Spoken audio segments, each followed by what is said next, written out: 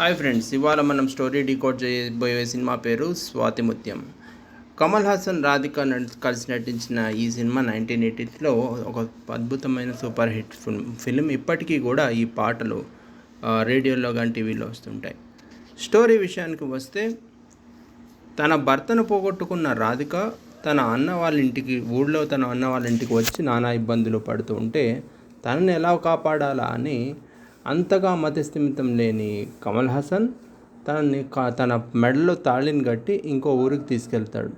అక్కడి నుంచి తన బాగోగులు చూసుకోవటం కోసం సెక్యూరిటీ గార్డ్గా రకరకాల ఉద్యోగాలు చేస్తూ ఆమె కొడుకుని బాగోగులు చూస్తూ ఉంటాడు. ఈలోపు అంతకుముందు భర్త అమ్మగారు అయినటువంటి రాధిక అత్తగారు ఒంట్లో బాగోలేదని మళ్ళీ రాధిక కోసం కబురు పెడతారు. సరే అని చూడడానికి వెళ్ళిన రాధిక అత్తగారు అక్కడే ఉండిపోమంటంతో కమల్ హాసన్ని అక్కడి నుంచి వెళ్ళిపోమంటారు. కమల్ హాసన్ బాధపడుతూ ఇంటికి వెళ్తాడు. వాళ్ళు స్వార్థంతో రమ్మన్నారే తప్ప మనస్ఫూర్తిగా రమ్మనలేదు. సో మన ఇద్దరం ఇక్కడే ఉందామని రాధిక చెప్పటంతో కమల్ హాసన్, రాధిక ఇద్దరు అదే పూరింట్లో ముసలివాళ్ళు అయ్యే వరకు ఉండిపోతారు. అది కథ.